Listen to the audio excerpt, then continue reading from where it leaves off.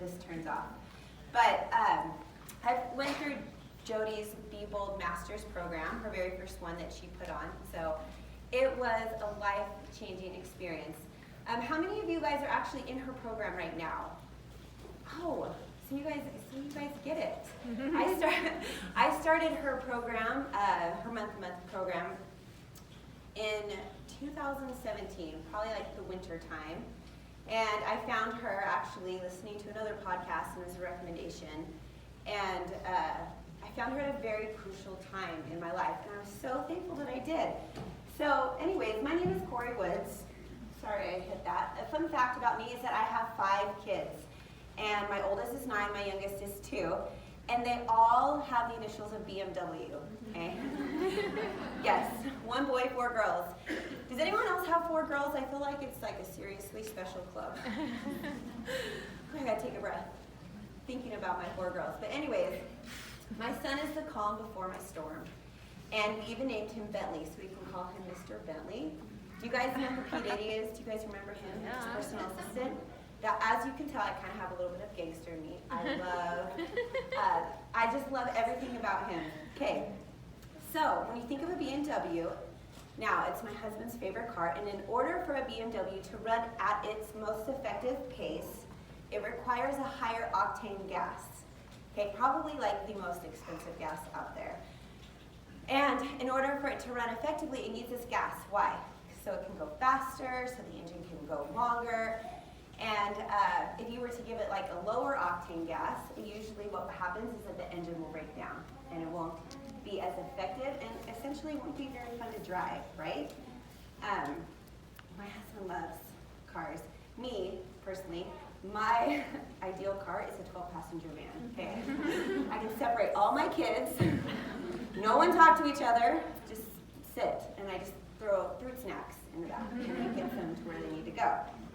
Okay, so when I think of like the difference between these 2 fuels is the performance and the energy that the car puts out. And so I want to speak to you, and I want to give you 2 truths. I want to offer you 2 truths today that I have learned through this whole process of thought work and becoming and changing and really like diving into rewriting and changing the story that I tell myself. Okay, the first truth that I would like to share with you is that love is the greatest emotion. It's the greatest fuel source that we could have and access if we want to be the person that we want to be, like our highest self. Do you guys think of that? Do you guys think like, who do I want to be and how do I get there? Just like Jody teaches, that anything we ever do is because of how we want to feel. And I love saying that. And on my wall in my bedroom, I have just in bold letters, ever since I started the program, the very first sentence I wrote to remind myself is that I get to be the person that I want to be. And I believe that every single day I take that thought with me throughout my whole day. So I have 2 different stories, okay, that I'd like to share with you. I have been almost hit by a car, I should say not hit by a car, twice, but like to the point where I had to like remove myself, jump out of the way so that the car wouldn't hit me. And the first time was in a Walmart parking lot. And Talk louder. yes, can you hear me? Is that better? Yeah. Okay, thank you. So I was in a Walmart parking lot. I was just minding my own business, walking into Walmart. I personally feel that Walmart parking lots are dangerous. Okay, so I was about to cross the street and I look and the car is coming directly at me and I'm thinking, he's got to see me. Like, this car should know better. Pedestrians have the right of way, right? But as I look, I have to jump out of the way, completely remove myself, and then it stops like ahead of me, and I run in front of it, and I just hit the car as hard as I can. I'm like, you almost hit me! And I start jumping, and I say obscenities, and I'm pretty sure I flipped like this lady off.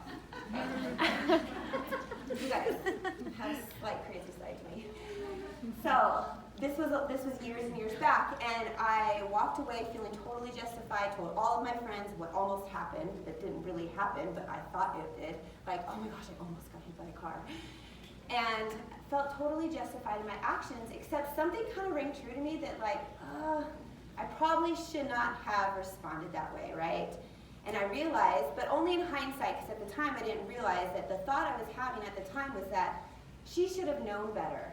She should have seen me, right? And that's just kind of what fueled my actions, because the feelings that I was experiencing was frustration, anger, and expectation. That's how I reacted, and that's how I showed up. So if you guys can imagine, years later, so just actually like last month, I almost get hit in the parking lot again, okay? I'm watching this car, it's coming right towards me. I'm like, I know it sees me. Like, you know what? I bet this car doesn't see me. So I just step out of the way, and I do the same thing, and I just hit the car again as hard as I can. I'm like, hi. Like, and this lady just kind of freezes, and she's like, I'm so sorry. And I'm like, hey, it's not a big deal. I just wanted you to know I was here. That's kind of why I hit the car. That was my whole purpose. And I was so thankful for that moment, because in that particular moment, I realized, oh, the thought that was driving my actions, or the feeling that was driving my action was, I bet she didn't see me. This is not a big deal, right? Like, this is not a big deal. And I was able to go on throughout my day, and I don't think I shared with anyone that story, because it really wasn't a big deal. I wasn't looking for someone to justify my behavior, because I showed up as a person that I wanted to be. All right, and when they both came, they were fueled from two different sources. My actions, the action the second time was fueled from a place of confidence and love. So when I think of fuel source, like what fuel sources are you guys using in your lives to create the results that you want? Again, anything we ever do in this life is because of how we want to feel. Okay, so the second truth I'd like to share with you, and I want you to stay with me on this one, okay? That the impact you have on others is none of your business, and it says nothing about you. Okay? I want you to think about that for a second. The impact you have on others is none of your business and says nothing about you. And the reason I share that with you is because all of us are going to get to a place where we're going to do things for the right reasons. We're going to show up in a place of love and confidence. We're going to want to serve other people, and we're going to care about them, and we're going to show up as our best selves, and people are still not going to like you. Like, they're still not going to like what you have to offer, and they're still going to have an opinion about you that might be a negative one, per se, depending on how you look at it. But they're just going to have these, maybe ungrateful. I think of, like, mothering and kids. Like, we give them everything, and they still don't like me. That's what I think of my kids. Okay, I love being a mom. I love my 5 kids, okay? So, the story I have with this is I volunteered. I got this pinch. I need to put myself out in the community more. I want to contribute. Jody, that's part of what she teaches in her program, is what can you contribute? I said, I'm going to volunteer as a soccer coach, and I don't care what team they give me, but I decided beforehand, I was like, I'm willing to take it all. Whatever team they give me, club soccer, I'm going to coach. I'm going to deal with the parents, the crazy parents. Do we have any soccer moms out here? Okay, y'all are the worst. That's all I got to say. I love you, but I'm one of them, so I can say that, right? So I'm going to deal with the parents who think their children should be professional soccer players, and they're not. And I'm going to deal with the refs that are terrible. I got it all. I got this. And so they gave me a 9-year-old boys soccer team, and it's been so fun. Anyways, they were supposed to sign up. I am their coach. There was a miscommunication, and one particular boy did not get put on my soccer team, and I know his mom, so I knew how she was going to react. I'm like, here it goes. I'm about ready to be tested, because she got really mad at me. Lots of names being called, lots of accusations being made. We got tons of other people involved that really didn't need to be involved. Everyone's like, just give her what she wants. I'm like, no. Like, I love her, but her son didn't get placed on my team, and this is what I decided to believe. And I said, look, her son's going to have the best experience he can, and I'm not going to be his coach. In fact, that's not what's going to be happening here, and her son's going to be fine. Everything's going to be fine. She didn't believe it. This big, huge mess, and what I wanted to share with you is that although everything was happening, and I showed up as my best self, as the person I wanted to be and the coach I wanted to be, my brain wanted to defend myself, right? My brain went into immediate defense mode saying, no, Corey, you're right. Like, you did everything right. She's wrong. She's the mean one. She's the terrible one. And I wanted to blame. And I wanted to and we do this because we want to find reasons for why, people are mad at us. We want to find reasons for why people are reacting in the way that they do. And what I went to, whenever I get in defense mode, I immediately, that's like a sign for me that that's not my best self. Like, that's not the person I want to be. Because when I get into that mode, I start like flipping off people, yelling at people, possibly drop some, cuss words that we can't say here. So I just have to kind of keep it cool, and that's what I did essentially. And I was so grateful again for that experience, because the shift that has taken place in my life, because I have chosen to understand and implement the model. Because I believe that any of my problems can be solved with the model that Jody teaches. I believe that, and so I practice it every single day. And I was grateful to see that kind of shift, because I've been able to recognize things myself. I've been able to learn how to sit in discomfort and how to allow the emotion to exist without me reacting. You see, some of you guys, I don't know, maybe all of you, I don't know, we're all moms, but I used to think anger served me, okay? I used to think anger was the emotion that got me exactly what I wanted. And for example, like yelling at my kids, I tell them, pick up your toys. They don't pick up their toys, but when I yelled at them, then they would pick up their toys, right? Again, when you think of the fuel source, like, I can be angry, I can be an angry mom, I can get exactly what I want, but I get exhausted. I run out of fuel a lot quicker.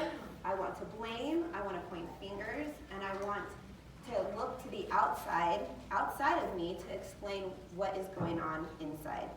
And so, for me, I quickly learned, I wouldn't say quickly, but how to not use anger as my fuel source, but to use love.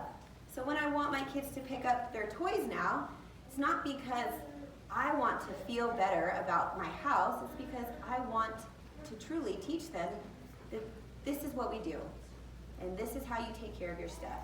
This is a version, like a higher and better version of you when you pick up your mess. That's what we do. And I don't have to yell at them or to come from a place of anger towards other people to get what I want. Does that make sense? So, when we're getting the results in our life from a place of love, we're always going to get our better results. So think of the fuel source that you're using. When you're using love, you can get there quicker. You'll have more energy, you'll be empowered, you'll show up confident. You guys see the ripple effect? Okay, there is an effect when you're willing to use love as the motivator behind all of your actions. And there are some questions I want you to consider, and I have them written down, is I want you to consider, what is your fuel source right now that is getting you through your day? What is your fuel source? Jody used to ask us, like, what are your top 3 emotions that you feel every single day? Okay, do you like those top 3 emotions? Do you want to change what those are? Like, what type of emotion do you want to drive you? Okay? And whenever you are willing to get to a place of love and compassion, the doors open. And I want to also offer to you that this will come in a very personal way for each one of us. And the thing that kind of sticks out to me most when accessing love is just learning how to access love for yourself. Okay? When you are willing to love yourself first, meaning like you're willing to offer yourself love and compassion and forgiveness to yourself, you're more ready to access it and to give it to other people. Okay? That is something that rings true in everything that we do. When you are willing to love you, okay, your ability and your capacity to access love will increase. And it just is a ripple effect from there. It just keeps becoming more and more. And then it becomes more apparent. You know how Jody said right away, I think right when she started this program, she's like, I love you. You know, she tells us that all the time because she does, and I believe her. Okay, she has that capacity. My husband's car, again, his dream car is a BMW. My dream car is a 12-passenger van. Okay, when I think of the results that 2 cars give us, they always get us from point A to point B.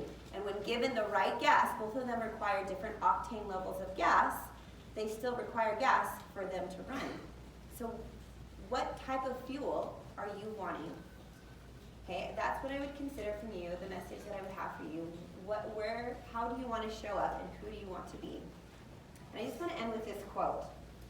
This is by Mother Teresa. I got to read it so I don't mess up what she's trying to say. If you can't do great things, do little things with great love. If you can't do them with great love, do them with little love. And if you can't do them with little love, do them anyways. Okay, I believe that is true. And I believe that if you can learn to access love for yourself and for other people, you will show up as the best version of you. Thank you, guys.